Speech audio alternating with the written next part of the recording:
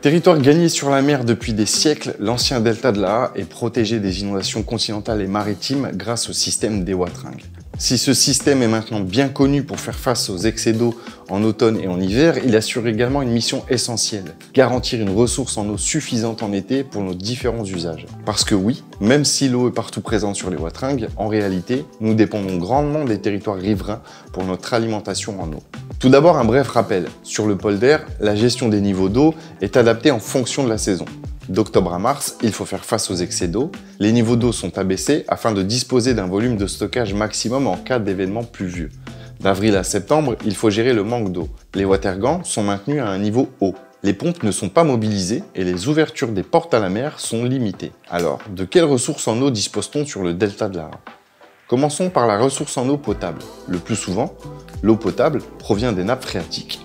Ce sont des réserves d'eau situées sous terre dans des roches perméables comme la craie ou le sable. Lorsqu'il pleut, l'eau s'infiltre dans le sol jusqu'à ce qu'elle soit stoppée par une roche imperméable. Cela crée une poche d'eau appelée nappe.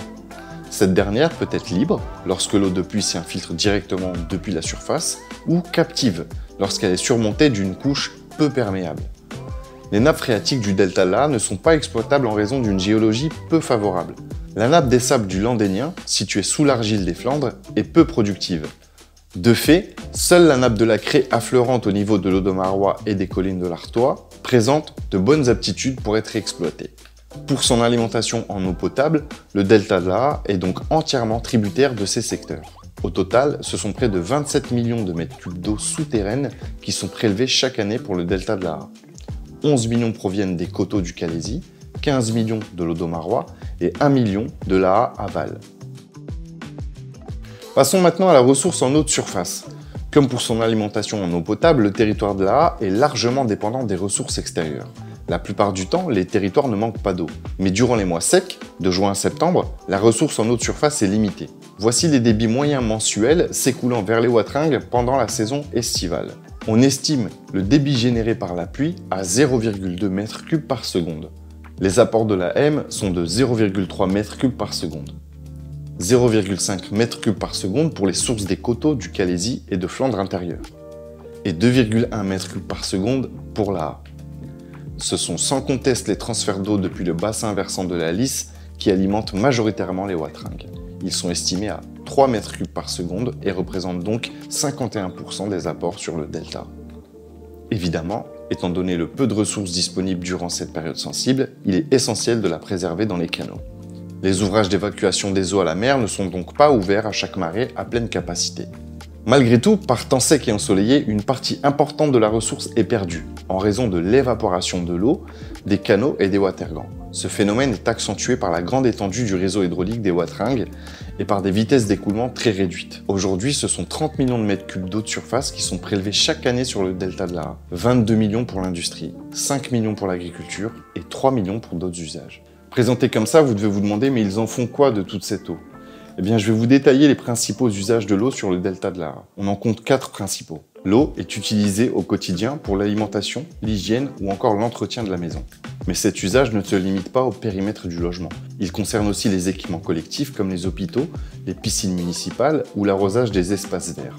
En ville, c'est principalement la ressource en eau potable qui est utilisée.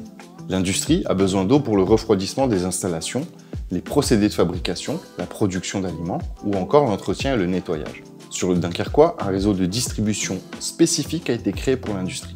L'eau est prélevée dans le canal de Bourbourg, lui-même alimenté à partir de la Aa. Le réseau dessert la plupart des entreprises de la zone industrialo-portuaire.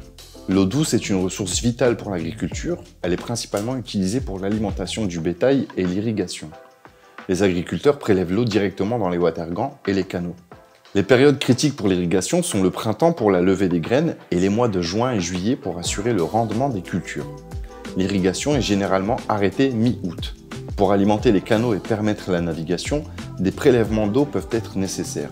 En période d'étiage, l'enjeu est de garantir un niveau d'eau suffisant pour la navigation, mais aussi pour assurer la stabilité des berges. Sur le delta de la Aa, c'est le transfert d'eau du bassin versant de la Lys via le canal de Neuf-Fossés et l'écluse des Fontinettes qui permet d'assurer un débit suffisant pour la navigation. Alors ça représente quoi comme volume tous ces usages? Eh bien voici les chiffres. Mais là encore, on va plutôt s'intéresser au volume prélevé pendant la période la plus critique, en été, lorsque les niveaux d'eau sont au plus bas. Le reste du temps, la question de la ressource est bien moins problématique. Pour la maison et la ville, l'eau est prélevée dans la nappe, consommée puis rejetée dans le milieu naturel après traitement. Le volume mensuel rejeté dans les eaux de surface lors des mois secs est de 1 million de mètres cubes.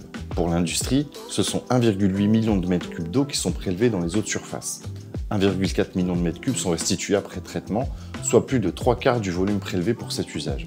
Concernant l'agriculture, 1,2 million de mètres cubes sont captés chaque mois. À tout cela s'ajoutent des usages naturels qu'il est difficile de quantifier. Cependant, on estime tout de même à 3,5 millions de mètres cubes le volume d'eau de surface qui s'évapore chaque mois durant l'été. Ce n'est pas rien. En faisant la somme des prélèvements et des rejets dans les eaux de surface, on s'aperçoit que pour les usages humains, le déficit est de 0,6 millions de mètres cubes. D'où la nécessité de préserver et d'économiser au maximum la ressource. D'autant qu'avec le changement climatique, la température va augmenter, les pluies seront plus faibles, les étés seront plus secs, ce qui va accroître les déficits si l'on n'adapte pas notre consommation d'eau. Et c'est déjà le cas aujourd'hui. La chasse aux fuites d'eau est menée sur l'ensemble du réseau de distribution.